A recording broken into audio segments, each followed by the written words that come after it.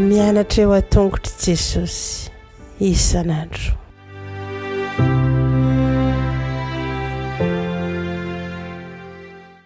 Faly miarabantsika tsirairay avindray tonga eto amin'le lesona ho an'ny lehibe amin'ity anio ity ary manasantsika naraka izany hatramin'ny farany. Alohan'ny hidirantsika amin'izany dia hivavaka isika. Andriamanitra tsara indrindra mbola verimpisaoranao zahay fa mbola nomenao izao fotoana izao indray fahanay mandinika ny teninao. Tompo meteza ianao hiasa ao anatinay tsirairay avy ary koa hitaonanay mandrakariva ho amin'ny fanavaozana tena marina. Tonoana sy angatanay aminaran'i Jesosy. Amen. Lohateny lesona antsika androany dia manao hoe ny fanandevozana tamin'ny andron'ny Paoly. Ny fanandevozana tamin'ny andron'ny Paoly. Manaitra ny manjehan'ny Paoly miresaka amin'ireo tompo kristianina sy ny mahakasary an-tsaina n'ireo mpanompo kristianina sy ny tompony miara-mipetraka ao amin'ny fiangonana ao Efesosy. Misy ny lafiny manan-danja tsy mampitovy azy ny fanandevozana teo amin'ny tontolo Grika Romanina sy ny fanandevozana taty aoriana teo amin'ny tontolo Amerikanina sy Eropeanina. Tsy nisy foko nokendrena manokana manko tamin'izany. Indray tany amin'ny tanan-dehibe dia nomena fanabeazana ireo mpanompo tao an-tokantrano ary afaka manana asa toy ny mpanao maritrano, mpitsabo, filozofa. Dia indray rehefa afaka fotoana voafaritra dia mahazo fahafahana ihany reny andevo manompo ao tokantrano reny, na dia tsy nomena fahafahana mandra-pahafatiny aza ny akamarony. Manamafy an'izany fahasamihafan'izany ireo dikateny maro ny Baiboly vao tsy ela izay mandika ny teny Grika doulos mpanompo hoe andevo. Na oviana nefa nisehany fanandevozana natao amin'ny kolontsaina manao ahoana na manao ahoana na amin'ny toe-javatra toy inona na toy inona dia faharatsiana lehibe ny fanandevozana. Ary tsara sy anameloka an'ireo mpanandevo Andriamanitra araka ny fahamarinany sy misy fetra. Tokony ho velom-pakasitrahana isika noho izany. Mamperitreritra ny fanambaran'ilay andevo. Afaka antsoina hoe Publicirus. Hoy izy hoe tsara lavitra ny maty hozy izy toy izay ambaniana ho andevo. Eo anaty an'izany zava-misy rehetra izany dia ilay hoe andevo no midika no mety andikana ny teny Grika hoe doulos indrindra raha miaina eo ambanin'ny fandrahoana ny tompony mandrakariva ireo mpanompo ireo. Faharatsiana izay nanjaka teo amin'ny tontolo nisy an'i Paoly ny fanandevozana.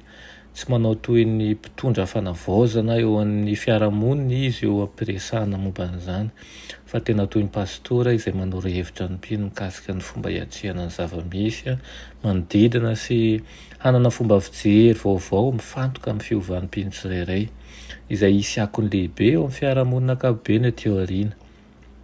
Tsy ny fanafahana an'ireo andevo tao amin'ny fanjakana Romanina ny tiana tongavana, sy ny aneken'ny lalàna izany fahafahan'izany no hevitra voizina, fa firalahiana vaovao kosa izay miorina amin'ny mahasamy zanak'Andriamanitra. Ho an'ny Paoly dia ao am-piangonana, eo amin'ny tenan'i Kristy, eo amin'ny isam-batan'olona, ao amin'ny trano fivavahana kristianina sy ao an-tokantranony no tokony hitranga voalohany indrindra ny fanavaozana. Raha fitiana izany lesona antsika androany dia tena zavatra tsy nankasitrahana tokoa ny fisehoan'ny fanandevozana manao ahoana na manao ahoana. Azony Paoly sary an-tsaina manko nahita an'ireo mpanompo kristianina sy ny tompony izay miara-mipetraka ao am-piangonana ao Efesosy, ary izany indrindra no nitahaka azy anio mandrakariva fa tokony hanana firalahiana lehibe noho ny fisainan'izao tontolo izao izy ireo, ary tsy tokony hisy fanavakavahana eo amin'ny isam-batan'olona fa na ao amin'ny trano fivavahana izany na ny atokantranony izany dia tokony hisy fanavaozana mandrakariva izay miainga ao anatin'ny firalahiana amin'ny an'i Kristy iray antsika. Dia izany ihany koa no mbola miantefa amintsika ankehitriny, aoka tsy tokony hisy an'izany ary tsy tokony hisy fanambaniana na fanamboniana, fa tena mpirahalahy tokoa iray ao amin'ny Kristy isika, ka tahaka ny nitiavan'ny anankiray any Kristy, itiavan'ny kristian'ny anankiray no itiavan'ny kristian'ny olona rehetra ihany koa. Aoka noho izany isika anio fitiavana amin'ireny miasa ao amintsika ireny mba ho tia-taratra tokoa fa olona manana ny fanavaozana avy amin'ny Kristy isika. Amen. Rainay masina tsara indrindra mbola misaotra anao ny amin'izany lesona nomenao anay izany, izay manala ny fahasamihafana napetrak'olombelona misy ao aminay, fa ianao kosa dia mampitambatra ho iray ho anay. Ampio izahay, ampiatro izany eo amin'ny tontolo sy ny sehatra rehetra misy anay, ka ho hita taratra tokoa fa olona efa voaova aminao izahay, ary ireo na miasa ao aminay na ireo izay eo tontolo misy anay dia taratry ny fitiavanao satria izy ireo koa dia namboarinao avy amin'ny endrikao ary nomena ny fitiavanao. Amin'ny anaran'i Jesosy, amen.